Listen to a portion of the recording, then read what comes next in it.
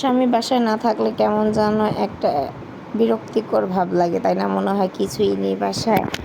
আর আমাদের যাদের ফ্যামিলি ছোট, শুধু স্বামী আর একটা বাচ্চা নিয়ে সন্তান, তাদের তো মনে হয় আরও কষ্ট হয়ে যায়। যেমন আমার স্বামী এই 2 সপ্তাহ যাবৎ ফ্রাইডে হলে একটু বাইরে যায় কাজের জন্য। আর বাসায় থাকলে কিন্তু আমি অনেক কিছুই রান্নাবাড়া করি। উনি যেহেতু বাসায় নেই, আজকে আমি কিছুই রান্না করব না। আর আমার ভালোও লাগছে না। এগুলো কিন্তু ছিল গতকালকের রান্নাবান্না, ওগুলোর ভিডিও। আজকে কিন্তু আমি কেমন কিছুই রান্না করব না, তাই আজকে আমি গতকালকের ব্লগটা দিচ্ছি। আর এটাতেই জুম্মা মোবারক জানাচ্ছি সবাইকে। হ্যালো, আসসালামু আলাইকুম সবাইকে, জুম্মা মোবারক। Welcome to my another blog. And আমি Jhumurkia from my page blog by Jhumurkia. আপনারা সবাই কেমন আছেন? আলহামদুলিল্লাহ, আমি ভালো আছি। আর গত কিছুদিন একটু অসুস্থ ছিল আমার ছেলে ঠান্ডা ছিল, জ্বর ছিল, ওকে নিয়ে ব্যস্ত ছিলাম। কিন্তু যতটুকু পেরেছি পেজেও সময় দিয়েছি। আপনাদের ভালোবাসা অবিরাম।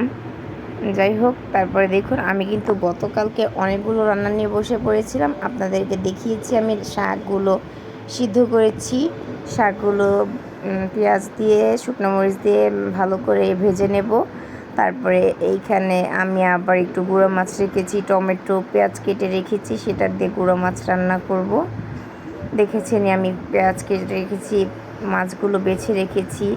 যে ডিসিশনটা আমার টোটালি ভুল ছিল, কারণ গুঁড়ো মাছ কিন্তু আমরা দেখা যায় সচরাচর মানে যতটুকু মাছগুলো নিয়েছি সেই মাছগুলো আমরা খেতে পারি না রান্না করলে, কারণ কাটা কাটা লাগে। সেই মাছগুলো ভেজেই খাওয়া উচিত ছিল।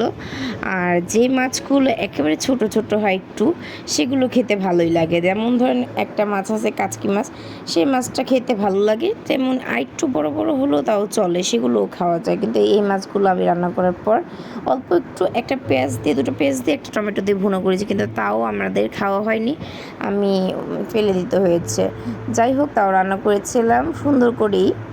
তো রান্না করার পর, এই তরকারিটা রান্না করার পর আমার ছেলে তো এই তরকারি খাবে না, তাই ভেবেছি যে সাথে একটু মানে ইয়ের মাংস হলে কেমন হয়, যেমন মুরগির মাংস।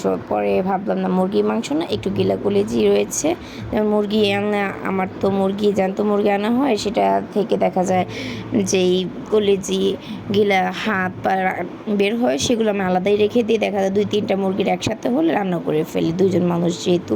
আর আমার ছেলে কিন্তু এগুলো খায় না, আমার ছেলে শুধুমাত্র আলু দিয়ে আর ঝোলটা দিয়ে ভাত খাবে।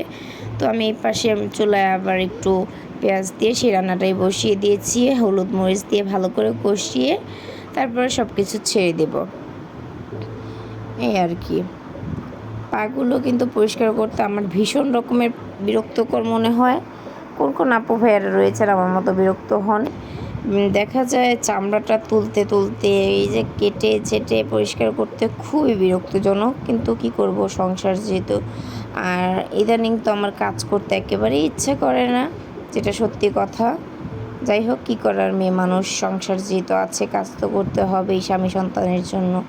যেমন স্বামীরা বাইরে গিয়ে কাজ করে, তাদের ভীষণ কষ্ট, না চাইতেও প্রতিদিন সকাল হলেই তাদের চলে যেতে হয়। দেখা যায় আমাদের ওনাদের কর্মের উদ্দেশ্যে, আর আমাদের খাবারের রোজগার বা জোগাড় করার জন্য। যাই হোক, তারপরে দুপুরের দিকে এই তো আমি কিন্তু বেশি কিছু না, শুধুমাত্র শাক দিয়ে আর ওই যে গিলা কলেজি রান্না করেছিলাম সেটা দিয়ে ভাত খেয়ে নেব। পাশে কিন্তু গুঁড়ো মাছ রান্না করেছি, সেটা খেতে পারিনি আমার হাজব্যান্ড আর আমি। আর পাশাপাশি আমি একটু লাউ দিয়ে ডিম দিয়ে ভাজি করেছিলাম, যেটা গ্যাস না থাকার কারণে প্রচণ্ড রকমের মানে হয়ে গেছিলো, একেবারে লেটকা হয়ে গিয়েছিল বলা যায়। যাই হোক, তারপরে আমি এইখানটাতে 2-3 প্যাকেট নুডলস নিয়েছিলাম, এই নুডলসটা রান্না করে খেয়েছিলাম, সেটা আমি ক্লিক করে নিয়ে। যাই হোক, এখানে 1 কাপ চা নিয়েছি সন্ধ্যার পরে, এই চাটাই আমার সঙ্গী সন্ধ্যার পরে।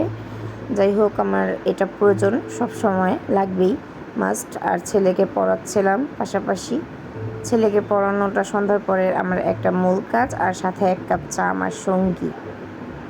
সো এগুলো নিয়েই দিন পার করি প্রতিদিন। দেখা যায় প্রতিদিনের একটাই লাইফস্টাইল, রান্না বাড়া, খাওয়া, ছেলেকে পড়ানো। যেহেতু ছেলে এখন একটু বড় হয়েছে, ওকে পড়ানো তো আমার দায়িত্ব।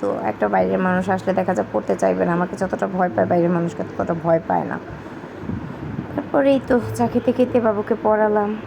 এখন ইদানিং বাবুকে নিয়ে টেনশন আছি। একটা স্কুলে ফ্রি ক্লাসে নিয়ে গিয়েছিলাম 2 দিন যাবৎ, বাবু একটু বেশি জিদ, দেখা যায় ক্লাস করতে চায় না, রাগারাগি করে।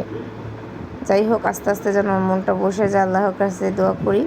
আমি চা খাচ্ছিলাম, দেখুন কি করছে দুষ্টুমি, একটু পর পর চায়ের দিকে হাত বাড়াচ্ছে। আর চাটা হচ্ছে গরম, তাই আমি ওকে চাটা দেবো না এখন। তারপর এগুলোর সাথে আজকের জন্য এখানে বিদায় নিলাম। সবাই ভালো থাকবেন, আল্লাহ হাফেজ।